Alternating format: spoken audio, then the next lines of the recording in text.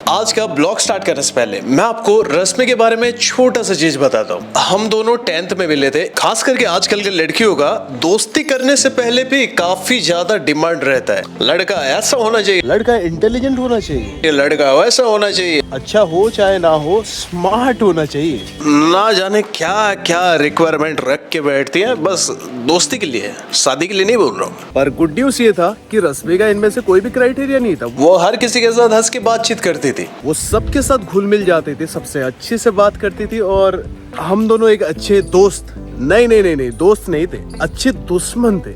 इसका कहानी अलग है। ये सब कुछ मैं आपको अलग ही ब्लॉग में बताऊंगा। पर खास बात ये था कि सबसे अलग थी वो। तो दो कैरेक्टर के बारे में आपको पता होना इम्पोर्टेंट है, तब जाके आप रिलेट कर पाओगे रश्मि एक्चुअली है कैसी। उसका एक कैरेक्टर ऐसा है जिसको देख के अच्छे अच्छे लड़कों का फट के हाथ में हो जाता है। आप सोच रहे होंगे ऐसा कौन सा कैरेक्टर के बारे में मैं बात कर रहा हूँ। ठीक है, एनिमल पे कुछ भी होता है, मेरा फार्म है। काफी टाइम से जब मैं रोड पे कुछ गलत होते हुए देखता हूँ, आपने काफी सारे वीडियो में देखा होगा कि मैं उनके ऊपर टूट पड़ता हूँ। ठीक है, एनिमल पे कुछ भी होता है, मेरा फार्म है। थोड़ा ध्यान रखो, इसको अंदर रखो, ठीक है, नहीं तो कल आऊंगा सारा सीज करके ले लूंगा तुम्हारा। मैं उनके ऊपर टूटने से पहले, मेरे से पहले रश्मि उनके ऊपर झपट जाती है। लाइक ये वाला क्लिप देखिए। Wake up to reality. यहाँ से तुम उतना दूर, यहाँ से तुम इतना दूर भगा के लेके गए हो कुत्ते को, उतना दूर। कितना छोटा जानवर, तुम्हें यहाँ से उतना दूर जाने के लिए बाइक की जरूरत पड़ रही है। भगवान को डरते हो कि नहीं? ऐसे खींचो मत, उसको दर्द हो रहा है ना। तब तो रश्मि के बारे में मैं रिवील नहीं किया था। जब एडिटिंग का टाइम आता था, रश्मि का पार्ट हटाना रहता था, तब भाई पसीना निकल जाता था, भाई इसको कैसे करके हटाएं। खास करके तब जब विजुअल पे बात आता है या फिर कोई जरूरतमंद पे बात आता है, तब रश्मि बन जाती है रश्मि माता। ये है उसका फर्स्ट कैरेक्टर। उसका दूसरा कैरेक्टर जो हमेशा ऐसे ही रहती है, घर में बहुत ज्यादा चुलबुली सी बच्ची जैसे रहती है, कभी क्या करती है क्या नहीं मेरे को भी समझ में नहीं आता है। कभी कभार तो मेरे को ऐसा लगता है अभी भी रश्मि 10th पे ही है।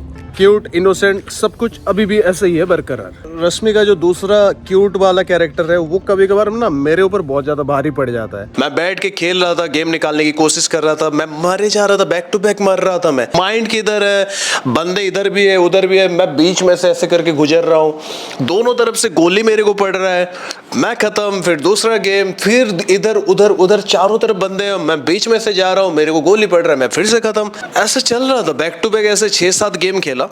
मैं गेम बंद करके फिर बैठ गया। मेरे को लगा ना अभी मैं उस हालात में नहीं हूँ जहाँ पे मैं बैठ के गेम खेल सकता हूँ। फिर मैं गूगल में सर्च करता हूँ कोई अच्छा गायनेकोलॉजिस्ट अभी खुला है क्या। मेरे को पता था शाम के बाद कोई भी गायनेकोलॉजिस्ट अवेलेबल नहीं रहता, क्योंकि नॉर्मली इधर जितने भी स्पेशलिस्ट होते हैं वो 5-6 बजे तक चले जाते हैं, फिर नेक्स्ट डे आपको जाके मिलना पड़ता है। पर मैं शाम को ना जाने क्यों सर्च कर रहा था और सडनली मेरे को कोई गायनेकोलॉजिस्ट मिलता है और उनसे बात होता है। वो बोलते हैं आप एग्जैक्ट 9 बजे आ जाइए। और मैं रश्मि को बोलता हूँ तू तैयार हो, मेरे को मन कर रहा है उनके पास जाने का। क्योंकि जो गायनेकोलॉजिस्ट के साथ स्टार्टिंग से कंसल्ट कर रहे हैं उनका मतलब बिहेवियर समझ में नहीं आता है। वो बोलते हैं ठीक है, हाँ मैं बाद में बात करता हूँ इसके बारे में, बट जो भी है मेरे को मन किया रात को जाने के लिए, तो मैं सडनली रश्मि को बोलता हूँ तैयार हो जाए चलते हैं। और उसके बाद जाने के बाद पता चलता है कितना सारा सीन है।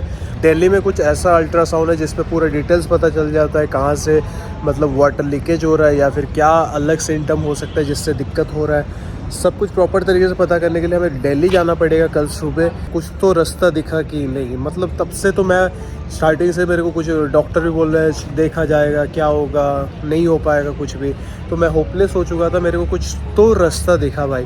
और सुबह मैं रश्मि को लेके निकलने वाला हूँ, पहले ड्रिप चढ़ाऊँगा और उसके बाद रश्मि को लेके दिल्ली चलेंगे। तो आज मैं अभी डॉक्टर के पास आया था और जल्दी से घर जाता हूँ, जल्दी से ट्राई करता हूँ सो जाऊँ। सुबह सुबह जो भी होता है मैं आपके साथ शेयर करने वाला हूँ। सुबह मिलते हैं इंडिया में। अभी वर्कआउट कर रहा हूँ मैं, मेरे को आगे खुद भी आज ही वर्कआउट करना है, आज ही वर्कआउट करना है। तो देख रही है, देखो मैं वर्कआउट कर रहा हूँ और इधर मेरे बच्चे मस्त से चिल आउट कर रहे हैं। चल क्या कर रहे हैं?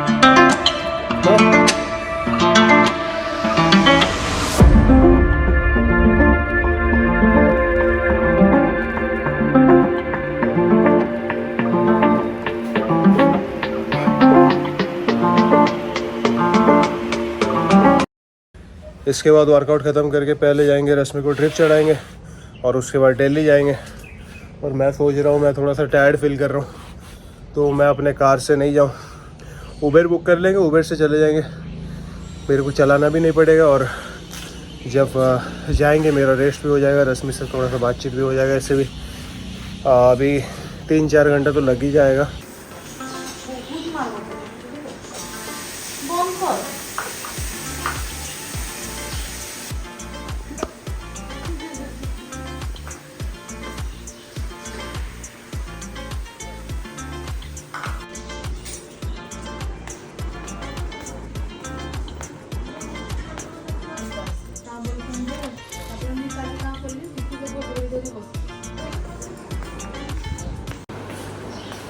मैं काजू चुपके चुपके ले आया हूँ क्योंकि उसको ड्राई फ्रूट बिल्कुल भी पसंद नहीं है और डॉक्टर ने बोला कि ड्राई फ्रूट लेना, तो मैं ले आया।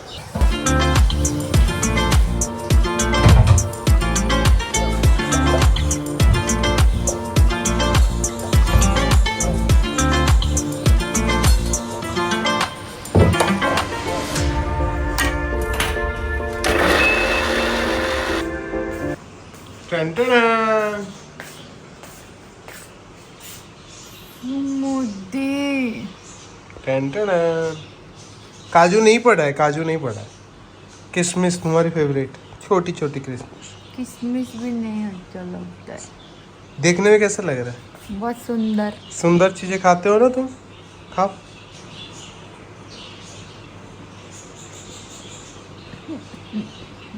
टेस्टी नहीं है? चलो ना यार जल्दी, मुझे चिड़चिड़ा लग रहा है। अरे कैब वाले को तो बुला लो। बुला लिया।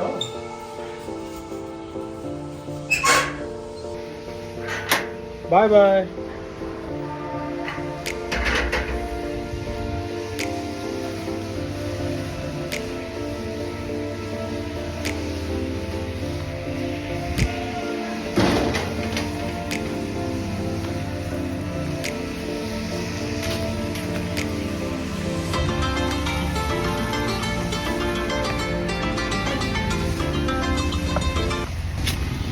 भैया पूछ रहे हैं कि आना भी है क्या, बोलते आने जाने का इच्छा। आने का तो भैया 1-1.5 घंटा तो लग जाएगा ना। तो लगते ही जहाँ पर जा रहे हो। हाँ हाँ मुझे 1-1.5 घंटा तो लगते ही है, जा रहे हो तो। हाँ हाँ और आएंगे तो आप रुक लेंगे वहाँ पर। ठीक है ठीक है।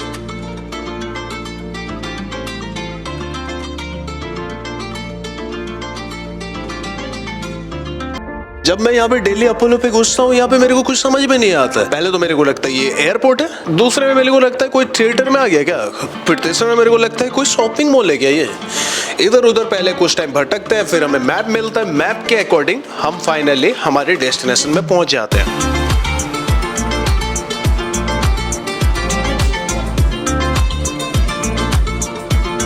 गाइस रश्मि अभी फॉर्म फिल कर रही है और फॉर्म फिल करने के बाद ये लोग बोल रहे हैं कि 6-7 घंटा लग जाएगा अभी, क्योंकि हमारे आगे और 6 लोग हैं।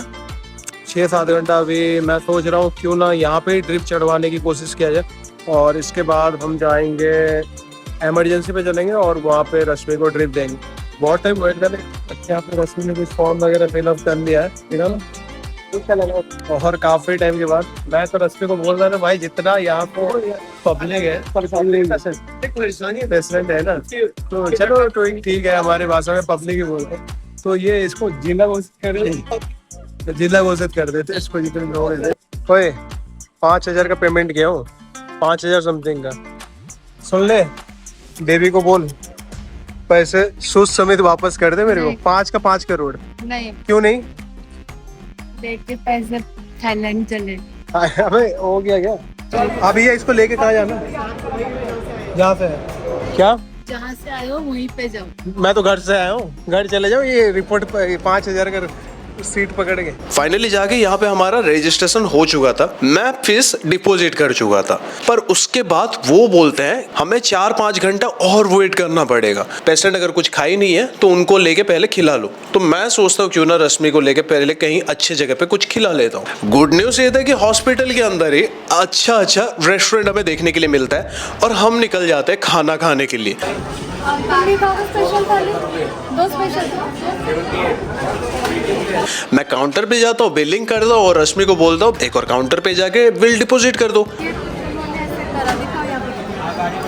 यहाँ पे रश्मि को क्या पता क्या हो जाता है, वो बंदा जब ऐसे करके यहाँ पे नाखून मारता है तो रश्मि को भी मन कर जाता है यहाँ पे नाखून मारने का। वो बैक टू बैक नाखून मारे जाती है, खरोचती जाती है। जब 10-15 मिनट्स बाद खाना रेडी हो जाता है तब बिल लेके वहाँ पे डिपॉजिट करना रहता है, तब जाके खाना मिलता है। जब मैं रश्मि को बिल मांगता हूँ वो बोलते बिल तो मैं खरोच के फेंक दिया। मैं बोला ये क्या सीन है। फिर मैं जाके बात करने की कोशिश करता हूँ, वो बोलते विदाउट बिल खाना मिलेगा नहीं। फिर मैं मैनेजर के पास जाता हूँ, मैनेजर से थोड़ा सा बहसबाजी हो जाता है कि बिल खो गया, अभी क्या कर सकता है। पर उसको कैसे बताऊं कि इधर मेरी खरोच के खत्म कर दिए बिल। ठीक है जो भी हो, यहाँ पे सॉर्ट आउट होता है, खाना हमें मिल जाता है फाइनली। फिर यहाँ पे मैं देखता हूँ कि मेरा चार्ज खत्म हो चुका है। मैं चारों तरफ यहाँ पे लिटरली भटकने लग जाता हूँ कि चार्जर का पॉइंट कहाँ पे मिल जाए। इसी दौरान मेरे को रास्ते में बहुत सारी चीजें देखने के लिए मिलता है।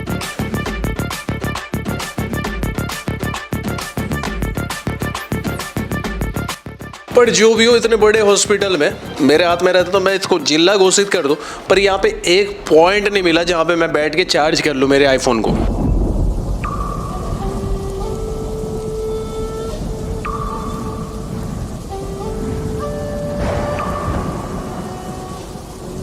तो मैं सोच रहा था यहाँ पे ड्रिप लगा देने से सही होगा, पर यहाँ पे वैसे देख आइस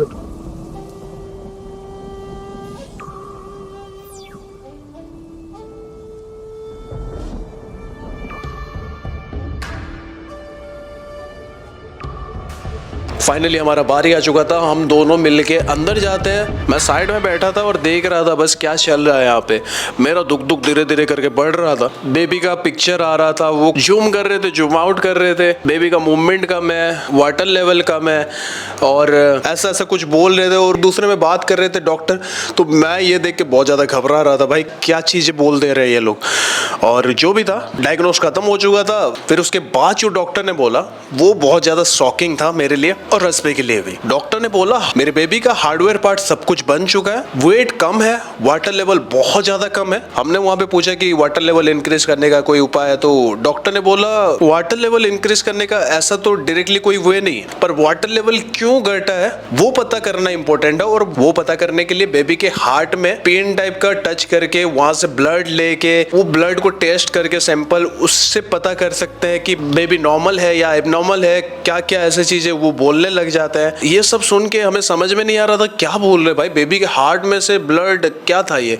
हम सीधे ही डॉक्टर को पूछते हैं कि इज इट सेफ और नॉट। पहले तो डॉक्टर बोल देते हैं कि इसमें मिसकैरेज का चांस है। फिर अपने बात को कवर अप करने के लिए वो बोलते हैं कि ऐसा कुछ सिचुएशन आता है तो यहाँ पे प्री डिलीवरी करना पड़ता है, बेबी को पहले निकालना पड़ता है और थोड़ा सा रिस्क है। तो रश्मि सीधे बोल देती है हमें ऐसा कुछ भी नहीं चाहिए, हमें बस उपाय चाहिए था, हमें बस ये जानना था कि वाटर लेवल कैसे बढ़ सकता है और बेबी कैसे सेफली हमारे हाथ पे आ जाए। यहाँ पे डॉक्टर हमें काउंसिल करने लग जाते हैं कि ऐसा तो नहीं होना चाहिए। इन केस अगर आपका बेबी इनमेच्योर होता है तो क्या आप उसको कंटिन्यू करना चाहोगे। मैंने और रश्मि ने बोला 100% कंटिन्यू करना चाहेंगे। भगवान जैसे चाहेंगे वैसे ही तो होगा, जो हमारी किस्मत में होगा आफ्टर हमें वही मिलने वाला है और हमें वो एक्सेप्ट है। बच्चे को गिराने का कोई सवाल ही क्रिएट नहीं होता है। डॉक्टर को हमने साफ साफ बोल दिया और उसके बाद क्या था, यहाँ भी हमें हमारा आंसर नहीं मिल पाया। रश्मि बहुत ज़्यादा टायर्ड हो चुकी थी, दिन भर थक चुकी थी। उसको देख के आप पता कर सकते हो, उसको कुछ बोल रहा था अभी वो गुस्से में आ जा रही थी, कैमरा ऑन कर रहा था तब भी गुस्से में आ जा रही थी। यही था पूरा दिन का सिलसिला आज का। इस तरीके से कुछ आज का दिन खत्म होता है। रात के बज चुके 1 और फाइनली मेरा हीरो के साथ सही में हीरो है यार। क्या मतलब, एक नर्स आई थी और उसको कैनोला लगाना नहीं आता था, वो पकड़ रही है, अंदर घुसाड़ रही है, फिर निकाल रही है, घुसाड़ रही, निकाल रही है। ये वाला उस पे लग नहीं रहा था। मैं वीडियो क्लिप ऐड कर लूँगा। और ये कैसे देख रही है पता है, लगा झुकेगा नहीं। मतलब स्टार्टिंग फर्स्ट डे जब इसको कैनोला लगा था तब इसको इतना पता नहीं था बेबी के बारे में, कितना दिक्कत आ रहा है बेबी का।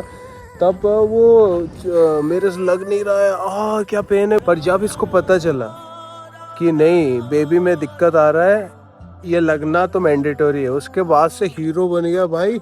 कहीं पे भी लगा दो, कैसे भी लगा दो भाई, मेरे बच्चे को सही कर दो बस।